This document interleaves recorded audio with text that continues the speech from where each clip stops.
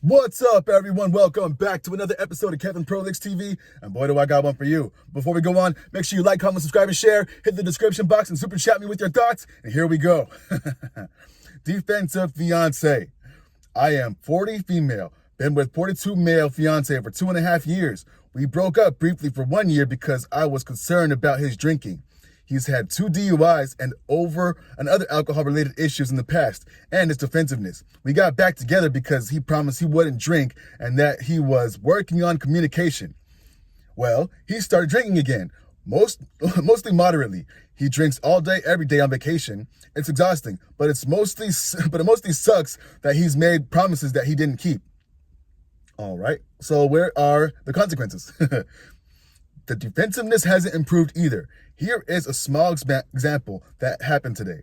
He called me at 3:45 p.m. and asked if we could use my car to move boxes for a volunteer organization. I said yes. He said to meet him at home at 4:30. Because I was busy and he's always late, I asked him if he could call me when he was heading home and I'd head home at that point to meet him. He said, no, I'm not going to do that. Just meet me at 4:30. So I dropped what I was doing and went home. When he showed up an hour late, I asked him if he understood why I wanted him to just call me on his way.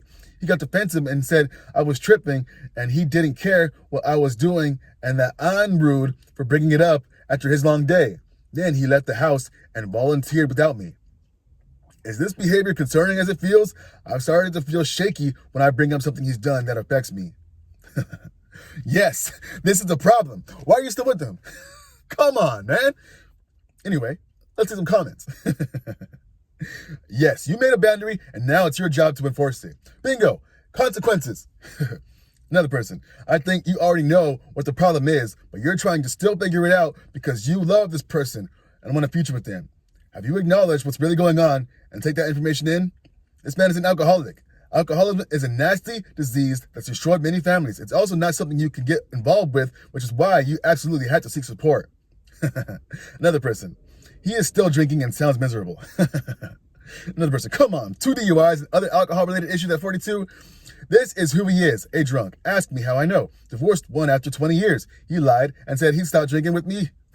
He held on for 15 years. Only a few horrible things happen each year that I could excuse. But those last few years killed me.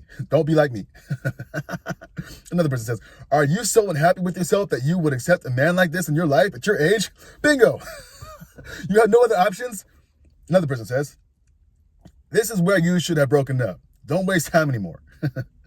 Another person says, don't let society gaslight you into thinking you have a man, that having a man is a prize and you must hold on to him with a death grip. Let him go. Throw this one in the back. Another one. Are you still planning to marry him? Because, look, I know the sunk cost fallacy can be powerful and the idea of starting fresh is daunting, but 2 things that broke you up originally, drinking and communication, are both still major issues. He promised to work on both things and he hasn't. At this point, you have to accept that he's not interested in changing if losing you wasn't enough of a wake-up call. Bingo. Another person. I would say it doesn't matter if we are as concerned about it as you are. Your limits are your limits. I say this not because I don't find them concerning, but because the single most helpful thing I learned was that my boundaries and limits don't have to make sense to others to be valid. If you don't like his behavior and find it inappropriate, you don't have to like his behavior and find it inappropriate. There are people out there that will probably tolerate it. Doesn't mean you have to. And bingo, I think you'll get the point. This guy's a drunk. He went back on his word. You made boundaries and you crossed them. What more do you need?